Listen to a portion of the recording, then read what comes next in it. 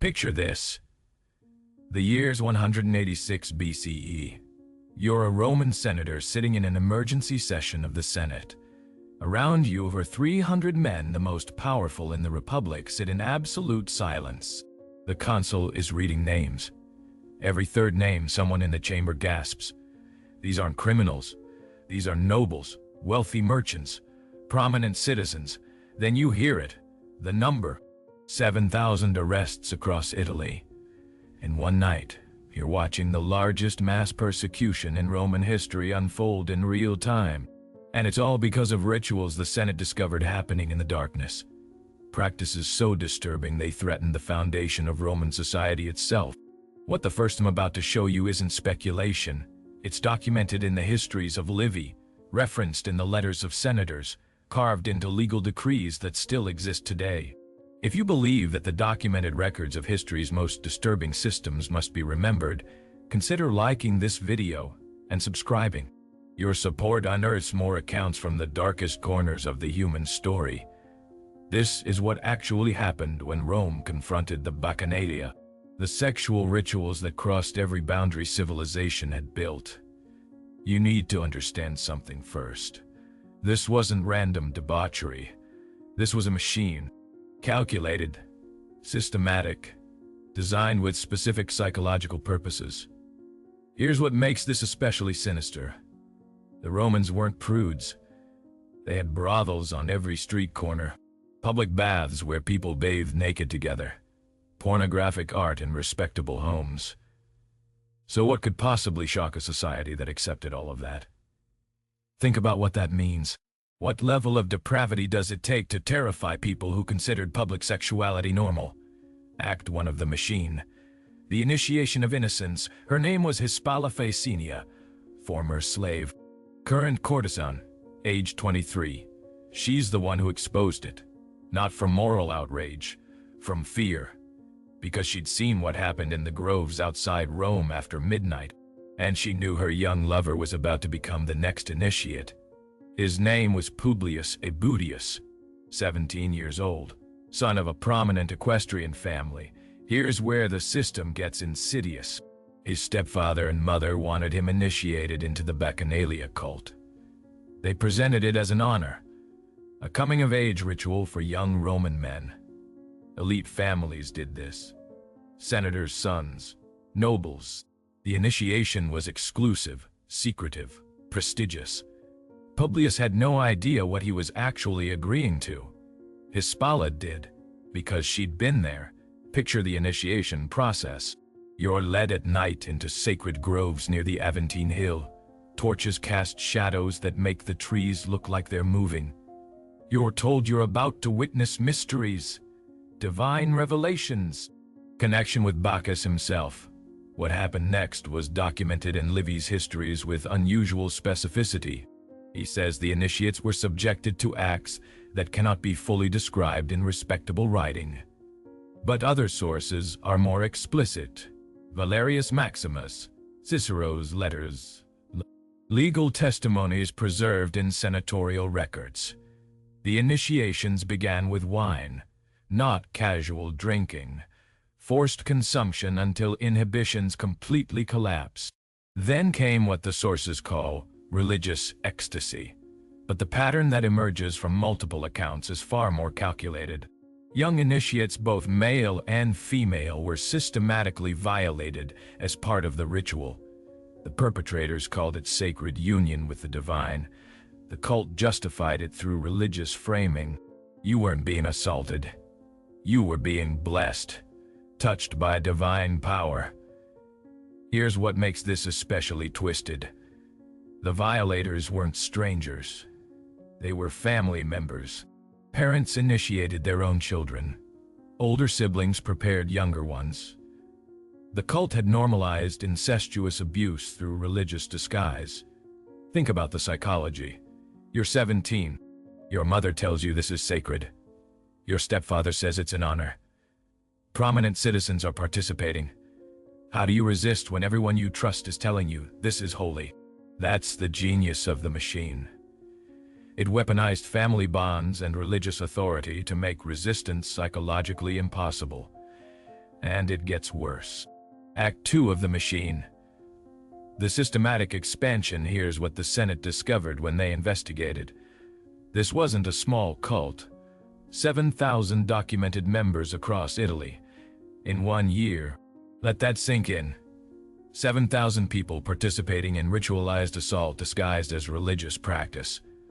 The cult had been operating for years, growing systematically, recruiting across class lines, nobles, merchants, slaves, freedmen, women of prominent families. The Senate's investigation revealed something chilling. The cult had a recruitment structure. New initiates were required to bring fresh candidates. Your entry price was delivering innocence to be violated. Parents initiated children who would later recruit their own siblings. Masters initiated slaves who would recruit fellow servants. It was a pyramid scheme. Except the currency wasn't money. It was bodies. Archaeological evidence supports the scale. Excavations in the Aventine area have revealed ritual spaces capable of holding hundreds. Stone chambers with drainage channels. Altars with specific staining patterns. The physical infrastructure existed. This wasn't happening in someone's living room. They built facilities. Think about what that means. The planning, the construction, the ongoing maintenance. Someone designed ritual chambers optimized for what happened there. Someone installed drainage for what needed to be washed away. This wasn't random passion or religious frenzy. This was industrial-scale systematic abuse with purpose-built infrastructure. And the cult had protection. Political protection. Several senators were members, magistrates. Even some priests of official state cults participated. That's why it operated openly for so long. The people with power to stop it were the same people attending the rituals. Here's what should terrify you. How many times in history has this same pattern repeated? Abuse disguised as religion. Protected by the powerful, sustained through forced recruitment. The Bacchanalia wasn't unique. It was just one of the few times someone actually stopped it. Act 3 of the machine. The contagion of corruption. Let me tell you what happened during the rituals themselves. The sources are explicit enough to reconstruct the pattern. The ceremonies occurred at night. Always. Darkness wasn't atmospheric. It was functional. Participants wore masks, not decorative masks. Full face coverings that made identification impossible. Think about why. The anonymity wasn't to protect the victims. It was to protect the perpetrators. You couldn't report your own father for assault if you couldn't prove he was there. The rituals followed a sequence. Livy describes it as progressive stages of initiation. Stage 1, forced intoxication. Wine mixed with drugs. Sources mention herbs that clouded the mind and weakened resistance. They were chemically incapacitating people, deliberately. Stage 2, what the sources delicately call ritual devotion. Multiple participants. Sustained assault presented as divine blessing. The victims were told their screams were prophecy. Their resistance was demonic possession that needed to be purged. Stage 3, the blood oath. After the violation, initiates were forced to participate in animal sacrifice. Their hands were literally bloodied. Here's the psychology. You've been violated, but now you're also complicit in violence. You've killed. You're bound by blood and shame. How do you report a crime when you've been made an accessory to other violations? That's the genius of the machine. It transformed victims into perpetrators, making exposure psychologically devastating for everyone involved. Some initiates tried to escape. The Senate investigation uncovered what happened to them. The cult had a specific punishment for those who threatened to reveal the practices. They called it sacred execution. Bodies were found in the Tiber, in abandoned wells, buried in the ritual groves. The official count from the Senate investigation: over 300 murders connected to cult activity. People who tried to leave or threatened to talk. This wasn't a religious movement. It was organized crime using divine language. If this moment in history doesn't move you to understand how systems of abuse perpetuate themselves, you might be missing the lesson our ancestors died to teach. Act 4 of The Machine. The exposure and collapse. Here's how it ended. Hispala Ficinia saved Publius Aebutius. She told him what would happen at his initiation. He refused to attend. His mother and stepfather were furious. They threatened him, tried to force him. He ran, went to his aunt. She, remarkably, believed him. They went to the consul, a man named Spurius Postumius Albinus. The consul didn't believe them at first. Elite families participating in sexual violence disguised as religion. Impossible. Then Hispala testified. She provided names, locations, specific details about ritual practices. The consul investigated quietly. What he found confirmed everything. He brought it to the Senate. Emergency session. The one I described at the beginning. The Senate's response was unprecedented. They issued the Senatus Consultum de Bacchanalibus, the decree concerning the Bacchanalia. It still exists. You can see it. Bronze tablet. Preserved in Vienna. The decree banned the cult across all of Italy, made participation punishable by death, ordered immediate arrests. 7,000 people arrested in coordinated raids across Italian cities. Trials conducted rapidly. The sources say thousands were executed. Others were imprisoned. Some committed suicide before trial. The cult leaders, the ones who organized and perpetuated the system, received the harshest punishments. Public strangulation, crucifixion. Rome made examples. They wanted everyone to understand this would not be tolerated. But here's what haunts me. The Senate decree had an exception clause. Private worship of Bacchus was still permitted, for no more than 5 people. With official approval. Think about that.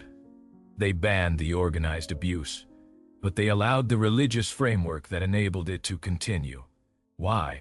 Because destroying the cult completely would mean admitting prominent Roman families had participated in systematic sexual violence.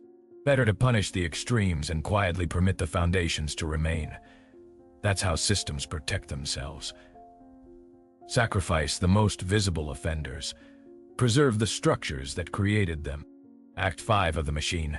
The legacy of silence. Here's what happened to the key figures. Publius Aebutius, the young man who refused initiation, was rewarded by the Senate. Given land, exempted from military service. The Senate needed him to be a hero. Proof that virtue triumphed. Hispala Ficinia, the former slave courtesan who exposed everything, was granted full Roman citizenship. Given property, legal protections. Unprecedented for a woman of her class. The Senate had to reward her courage. But here's the thing. After the trials, both of them disappeared from historical records. No more mentions. No descendants claiming their legacy. They were rewarded, then silenced, because their continued presence would remind Rome of what had happened, what elite families had done. Better to honor them briefly than forget they existed. The cult itself, destroyed as an organized entity. But scattered references in later sources suggest smaller groups continued in remote areas. You can't eliminate an idea by executing its practitioners. The psychology that enables abuse, the use of religion, authority, and family bonds to normalize violation that survives. Archaeological evidence from Pompeii, frozen in 79 CE, shows Bacchic imagery in respectable homes. Rituals still practiced. Quietly, carefully, the machine evolved. It learned to be more subtle. Here's what we have to confront. The Bacchanalia wasn't an aberration. It was a revelation. A moment when the systems usually hidden were exposed to sunlight. Rome had other cults, other mystery religions with secret initiations. We don't know what happened in those because they were never exposed. How many other machines existed? How many still exist? Think about modern institutions, religious organizations, elite social clubs, powerful families with private traditions. How many use the same playbook? Authority, secrecy, forced complicity, punishment for exposure. The specific rituals change. The underlying machinery remains constant. What happened in Rome in 186 BCE wasn't ancient history. It was a blueprint. The question isn't whether it could happen again. The question is whether it ever stopped. Here's what makes the Bacchanalia particularly disturbing from a historical perspective. We have documentation. Most abuse throughout history goes unrecorded. Victims silent. Perpetrators go unpunished. But Rome kept records, legal decrees, Senate minutes, trial testimonies. We have names, dates, specific practices described by those who experienced them. That's rare. Usually this level of systematic abuse gets buried, destroyed, forgotten. The fact that we know about the Bacchanalia is the exception, which means we should ask, what don't we know? How many other systems operated successfully, maintained perfect secrecy, never got exposed? The visible abuse is always just the fraction we manage to discover. Stand in Rome today. Walk through the Forum. The Aventine Hill is still there. You can visit the areas where the rituals happened. Tourist guides don't mention it. The plaques describe temples and monuments. The dark groves are gone, replaced by churches and monuments to saints. Rome paved over its shame, built new narratives on top of old horrors. But the ground remembers. Archaeologists still find ritual chambers, drainage systems, altars with staining that DNA analysis confirms as human blood. The evidence exists. We just choose not to look at it. That's the final lesson. Every society has done this. Found the horror too uncomfortable. Decided forgetting was easier than confronting. We celebrate Rome's architecture, its law, its philosophy. We don't talk about the 7,000 people arrested for ritualized abuse in a single night. Both truths exist. Neither cancels the other, but we have to hold both. That's the only way to understand how civilization and monstrosity can coexist. How the same society that gave us the 12 tables and Stoic philosophy also produced the Bacchanalia. Humans are capable of both, always, simultaneously. The machinery of abuse doesn't need monsters. It needs normal people convinced they're participating in something sacred. That's what the Bacchanalia revealed. And that's what makes it so terrifying. Because if it happened in Rome, rational, organized, law-loving Rome, it can happen anywhere. It probably is happening. Right now. Hidden behind authority and religious language and family bonds. The difference is whether anyone is brave enough to expose it.